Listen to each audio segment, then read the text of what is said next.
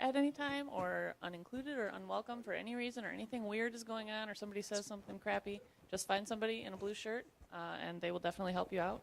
If you can't find someone in a blue shirt, the front desk can help you. Also, we have thumb drives over across the street at Jillian's with betas of all the cool things that we heard about this morning.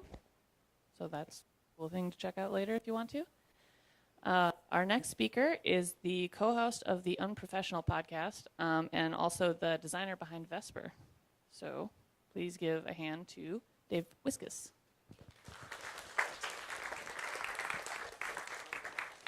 Hello.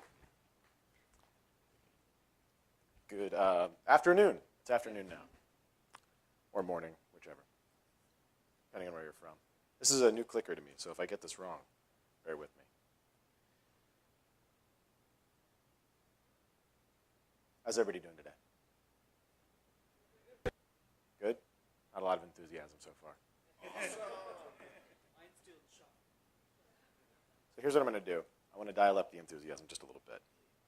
I'm going to get a video of you guys.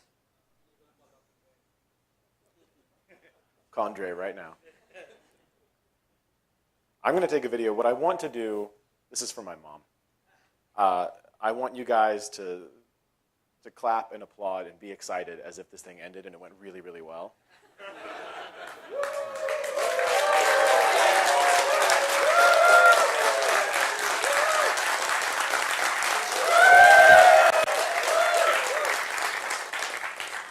Perfect.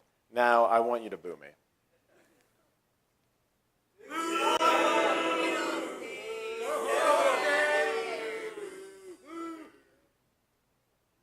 All right, one of those I'm going to send to my mom, and the other one's just for me. We'll make sure that's vibrating the whole time. All right. So now that we're a little bit more excited, let's talk about some stuff. So the name of this is How to Make a Vesper. And that's kind of what I'm going to talk about. What I'm really going to talk about is people. And what people mean to software, and what people mean to me. And I'm just going to tell some stories. And it's not going to be technical. I'm not going to tell you anything about Photoshop. My job title is designer, and it would be really easy to do the sort of here's how you design things version of a talk. But what I'd rather talk about is people, not necessarily places. And not people like fake people, or slightly less creepy fake people, or people taking selfies.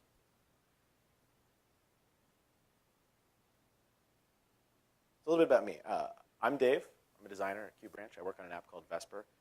I live in New York City. I have a dog, Pixel. And in addition to designing things and being on podcasts, sometimes I go to conferences and I get to play Rockstar. And sometimes I do things on Twitter like IRL emoji, which is pretty much exactly what you think it is. Recently, I went to Ireland for a conference. And on my way in, the customs guy does his usual, what are you here for, business or pleasure? I thought about it for a second. Well, I guess business? And he says, well, what are you doing here? So it's a conference. So he writes conference on the thing. And he asks, what kind of conference? I said, well, it's a conference for people who make iPhone apps. He's like, okay. How do you get into that? I thought about it for a second. I'm like, well, I just kind of started doing it, I guess. I met some people and like, well, for you, if you want to get into this, like, you can just go to developer.apple.com and you can have the same tools that I have. And he goes, really, it's that easy? I said, yeah, I mean, you can get started like anybody can. He goes, oh, I know what I'm doing tonight. And I thought, wow, what if this is his introduction into making software? What a great moment. What a great thing that he's going home that night to look up the developer tools and see if he can get started making his own iPhone app. And I kind of hope to see him at the next conference. At some point, I'm going to tell this story, and I hope he comes up after me, up to me after the talk and says, like, I was that customs guy. But it got me thinking about how did I get into this? I mean, it's not like I went to some fancy school for design. There is no, or was no, iOS app designer school. I went to high school. I dropped out. When I was 16, I was such a terrible student that my high school guidance counselor suggested that I drop out. So I took his advice. I didn't go to college. That's not a missing picture. That's just I didn't go to college. Instead of college or university or whatever, I just stayed at home and I played with computers instead. That was kind of more my thing. And for a long time, I was really into Linux. The problem with Linux, though, was that I spent all of my time working on the computer, and I wasn't really thinking about the computer as a tool to do another job. And then a few years later, I discovered my first Mac. It was a 12-inch PowerBook. It changed my life. Suddenly, I was spending all of my time reading things like Mac Rumors and Daring Fireball in Net Newswire, of course. And I got the itch to make something. I'd been stealing Photoshop since I was about 15, so I figured I could draw pictures. I could find somebody to write the software. So I started a little thing called CodeHanger, probably the worst name for a startup ever. It was Twitter for fashion, Twitter for your pants. That's how we pitched it. You could probably guess why it didn't do so well. But it was like a microblog thing where you would take a picture of what you were wearing that day and you post it and other people could comment on your outfit and tell you like, oh, that looks great on you, or you look fat, don't do that again. Mostly the former, thankfully. But it just wasn't, I don't know, it wasn't very compelling. We were maybe a few years ahead of our time, and I think if we were to pitch that today, we might get funding. But it was at first it was just a website. There was no app. And I was at a conference, the first 360 iDev, accidentally. I was in town at the same time as the conference in San Jose, and a mutual friend had sent an email to me and Brent Simmons saying, hey, you guys are both in town. You guys should meet. You guys should have a drink. And so I did. I went to Brent and had a drink and met some people. He introduced me to some of the people that were at the conference with him.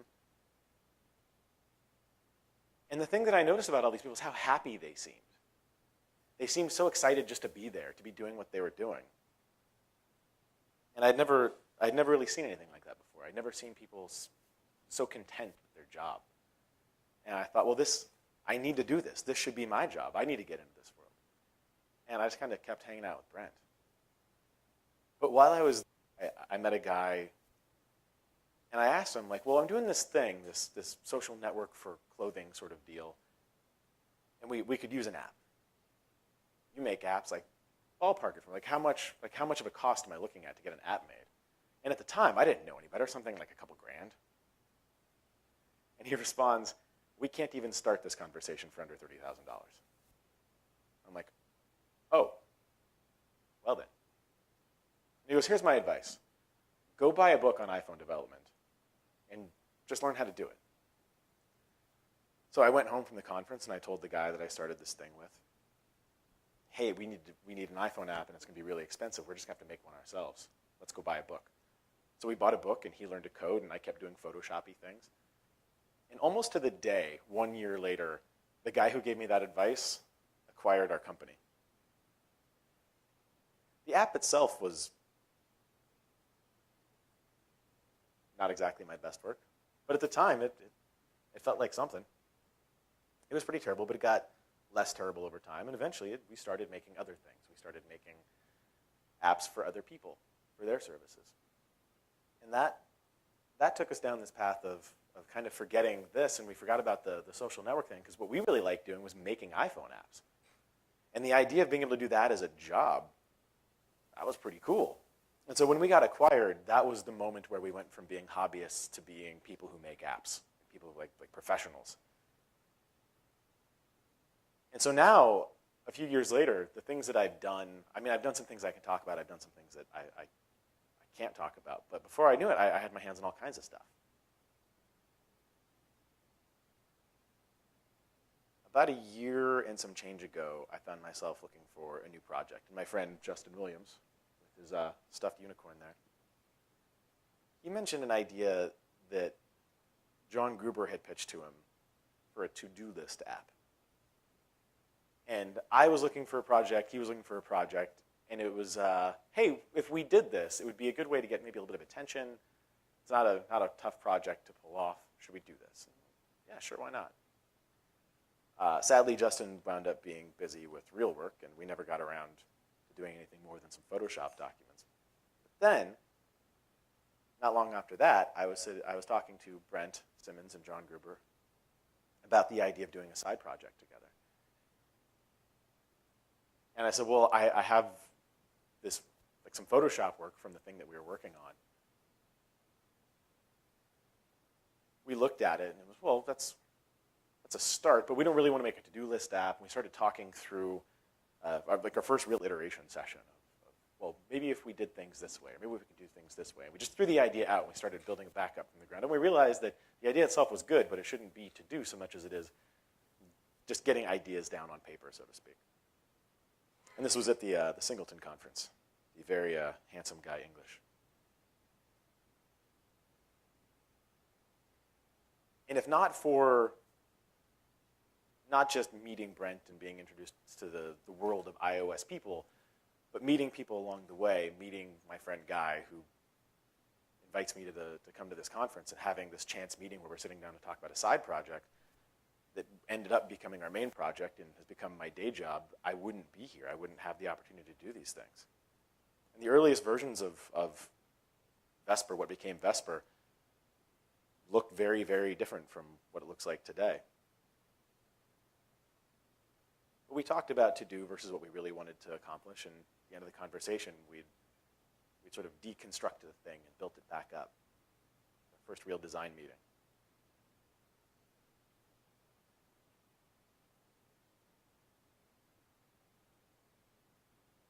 Here's the bad version. We like to talk about spitballs at work.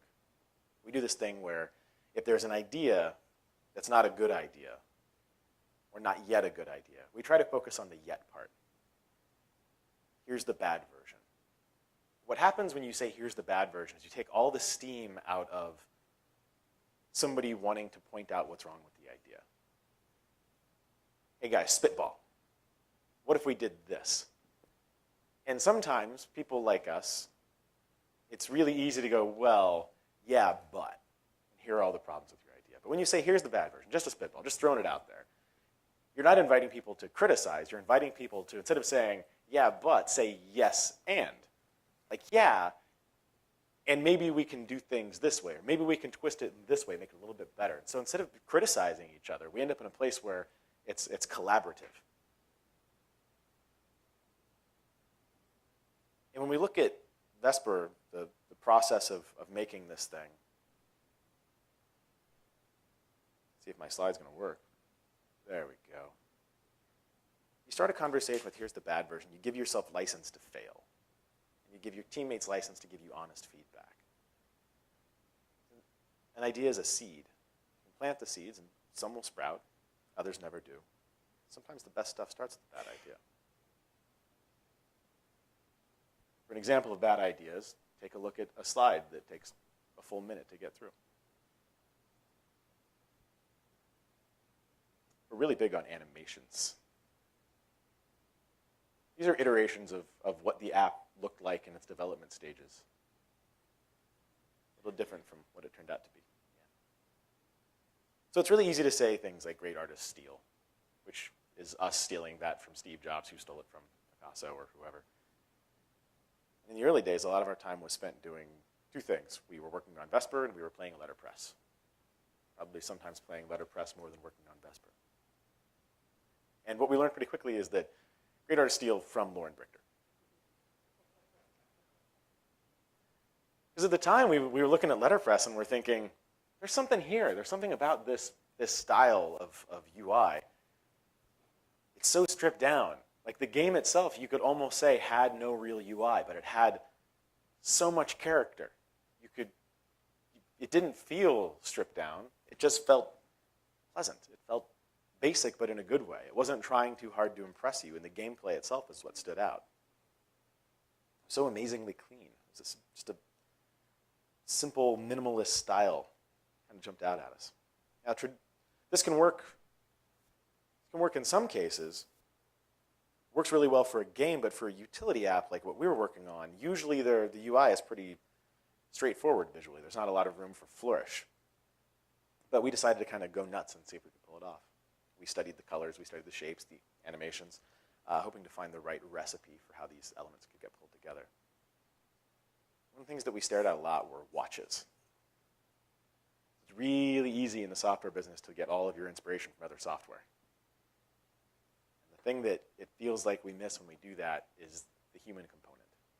Because these are things we kind of think in ones and zeros and colors and shapes and how the software moves and how it looks and how it behaves and is there a bug. And it's so easy to forget that there's a human being on the other side of that glass. So when we take a look at something physical, a watch or a car, it's not just sort of a hand-wavy designer thing to say, I'm looking at design inspiration from these well-made things. It's about, a watch is something that you wear. It physically touches your body and has a weight to it. There's a gravity there that software, as we think about it, doesn't. But the truth is that software goes on a phone that sits in your pocket. That's glass that a human finger is going to touch, or an elbow or a sausage or something. It's a real world thing.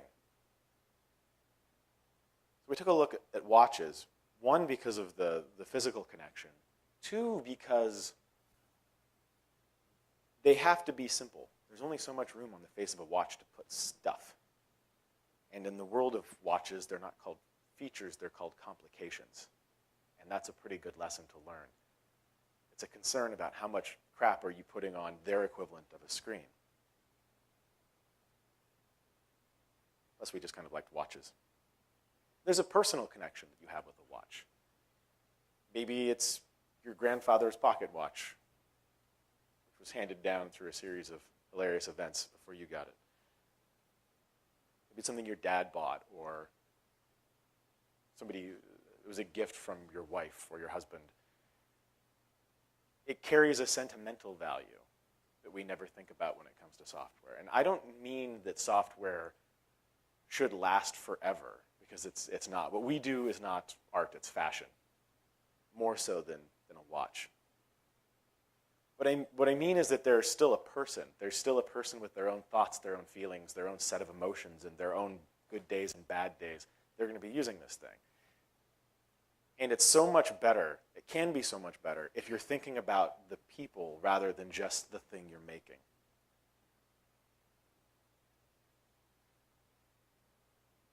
The picture on the screen right now, this is a Rolex ad from the 1960s. And there's just so much happening in this photo. There's so much to be said about that time, that place in America, and what a watch meant to somebody then and what it still means now. And there's gender politics and there's social politics, and there's a rich story being told in one photograph, from the tilt of his hand, the cuff. You can tell he's in a certain type of social situation right now with the glass. This is casual but dressy, so maybe he's at a ball or a black tie event. And you can see very clearly, no mistake, he's holding that glass with his left hand, and you can see there's no ring on his finger. But the other hand reaching toward is tilted where you can't see if there's a ring. And there's just so much happening in this picture. There's so much thought that went into this. And this is just the ad for the watch.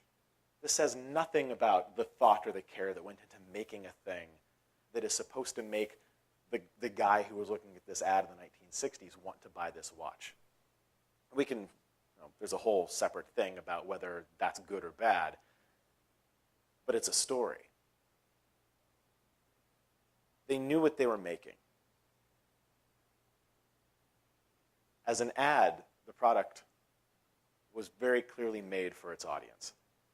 The watch was clearly made for its audience, and it didn't want or need for everybody to like it. So we thought about our audience. Who were we making Vesper for? Well, ourselves, really, picky, attention-focused people who value nuance over flash. And that's not everybody. We make Vesper for the kind of person who's going to spend years looking for just the right pen in a world where nobody uses a pen anymore. That's kind of how we approached what we made. My favorite example of this was John, his obsession with the color orange. Because the shade of blue, he's like, yeah, I don't care, whatever, it's fine. But we use orange in the app for the autocomplete suggestion bubble. And technically, like thematically, the orange just means helpful. It's a different color from the blue, and it contrasts with the blue, and that's a good thing. But really, it's just there for the contrast. But John really hated the shade of orange I picked. You can kind of see it in the slides here. Mine's on the left, and it's a little bit more citrusy, I guess is the way to describe it. But the difference between this shade of orange and that shade of orange, it's not the sort of thing that any one person would reasonably look at and go, oh, you picked that orange? You're ridiculous. Why would you ever think that's okay? But I think those were his exact words. And he got a little obsessive. His actual picture of his actual field notes where he was going through looking at different watch companies and the shades of orange they use on their faces and looking at the dials on things like a BMW and obsessing over, like taking photographs and going into Photoshop and pulling out the color codes and comparing and contrasting. This was days he spent, I think maybe even weeks he spent doing this. This guy's got problems. But in the end, we went from the top one to the bottom one. And it is better. It's better in a way that's even kind of hard to explain. It just feels better. It feels less gross. It feels more alive. It feels more happy. Dutch people love it.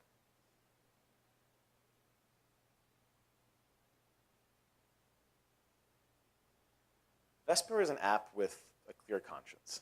It knows what it wants to be, and it's not going to be distracted trying to be something that it's not. We get asked about Markdown support a lot, or rich text formatting. Those are perfectly valid ideas. It's just not Vesper. John likes to say that it supports Markdown just fine. It doesn't render it. Vesper is about simplicity. You get in, you capture your idea, you get out. You can browse through your ideas, start connecting them, but that's pretty much it. We're not trying to do anything fancier than that. We're making a thing for a very specific type of person. Like the watches, for example, when I do wear a watch, my regular wear watch, has no second hand. Hour and minute, that's all I get. Because I don't need to know the exact second. That's not how I think about time. This might be why I'm late to everything.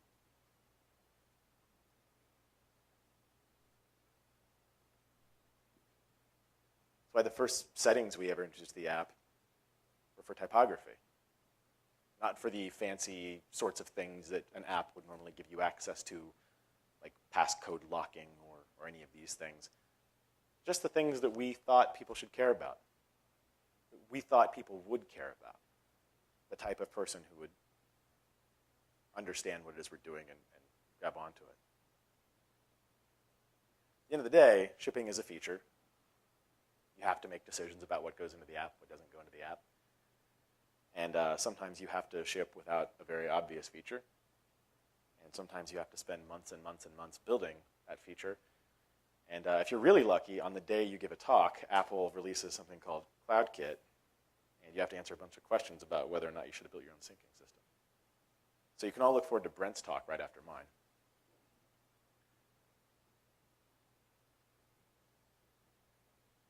So I think about that question. The guy asked me, how did I get into this? And there's a lot to it, but really it comes down to people. Like mine's not a typical story. And I wouldn't be here now if not for the people. I wouldn't make the things that I make without the people.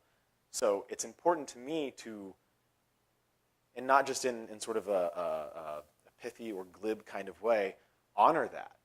Like acknowledge that without human connections, I wouldn't be here. Therefore, the things I make should encourage and reward human connections, acknowledge human connections. It's why in our marketing materials, there's things like a picture of my dog. It's to remind people that the people who make this app are human beings. It's not just software you're getting. You're getting a set of people's thoughts and opinions about software. It's why we include on the App Store a picture of John's son, Jonas. The people are the most important part of this. The people I work with are my friends, the people I meet at conferences, the people I get to travel the world and do things like this and shake hands with you guys. This is the coolest part of my job. I wouldn't want to do this if I were all by myself. I don't mean like if I were a one-man shop, but if I were just make things and put them out and never get to meet you guys, never get to meet people who use the software, think about them, there'd be no incentive for me to do this job. So it's all about the people. It's all about humans. And I am pretty much exactly on time for once. So my name is Dave Wiskus. I have a Twitter account. Thank you.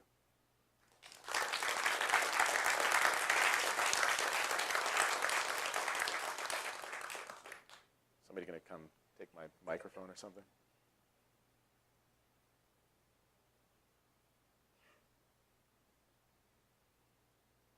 I'm just going to stand here for a minute. Let's make it weird.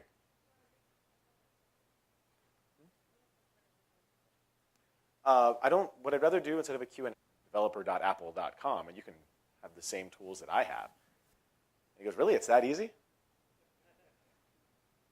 I said, yeah, I mean, you can get started like anybody can. He goes, oh, I know what I'm doing tonight. And I thought, wow, if this is his introduction into making software, what a great moment. What a great thing that he's going home that night to look up the developer tools and see if he can get started making his own iPhone app. And I kind of hope to see him at the next conference. At some point, I'm going to tell this story, and I hope he comes up after me, up to me after the talk and says, like, I was that customs guy. But it got me thinking about how did I get into this? I mean, it's not like I went to some fancy school for design. There is no, or was no, iOS app designer school. I went to high school. I dropped out. When I was 16, I was such a terrible student that I have in New York City. I have a dog, Pixel. And in addition to designing things and being on podcasts, sometimes I go to conferences and I get to play Rockstar. And sometimes I do things on Twitter like IRL emoji, which is pretty much exactly what you think it is. Recently, I went to Ireland for a conference. And on my way in, the customs guy does his usual, what are you here for, business or pleasure? I thought about it for a second. Well, I guess business? And he says, well, what are you doing here? So it's a conference. So he writes conference on the thing. And he asks, what kind of conference? I said, well, it's a conference for people who make iPhone apps. He's like, okay. How do you get into that? I thought about it for a second. I'm like, well, I just kind of started doing it, I guess. I met some people and like, well, for you, if you want to get into this, like, you can just go to. We'll make sure that's vibrating the whole time. All right. So now that we're a little bit more excited, let's talk about some stuff. So the name of this is How to Make a Vesper, and that's kind of what I'm going to talk about. What I'm really going to talk about is people, and what people mean to software, and what people mean to me. And I'm just going to tell some stories. And it's not going to be technical. I'm not going to tell you anything about Photoshop. My job title is designer, and it would be really easy to do the sort of here's how you design things version of a talk. But what I'd rather talk about is people, not necessarily places. And not people like fake people, or slightly less creepy fake people, or people taking selfies.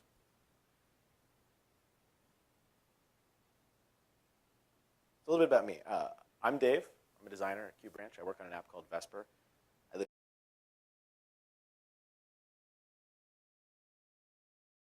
at any time, or unincluded or unwelcome for any reason, or anything weird is going on, or somebody says something crappy, just find somebody in a blue shirt, and they will definitely help you out. If you can't find someone in a blue shirt, the front desk can help you. Also, we have thumb drives over across the street at Jillian's with betas of all the cool things that we heard about this morning. So that's a cool thing to check out later if you want to. Our next speaker is the co-host of the Unprofessional podcast, and also the designer behind Vesper. So please give a hand to Dave Wiskus.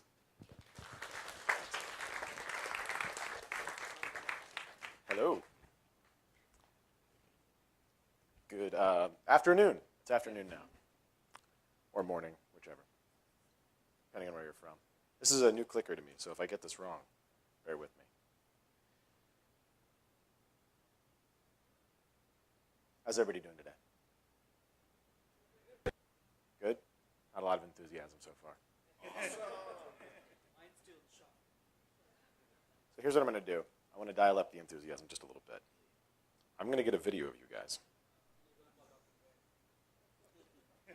Condre right now. I'm going to take a video. What I want to do, this is for my mom. I want you guys to clap and applaud and be excited as if this thing ended and it went really, really well.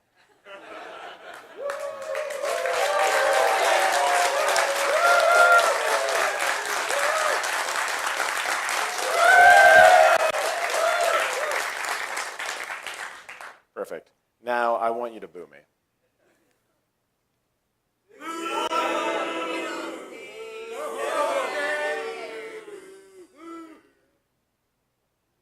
All right, one of those I'm going to send to my mom, and the other one's just for me.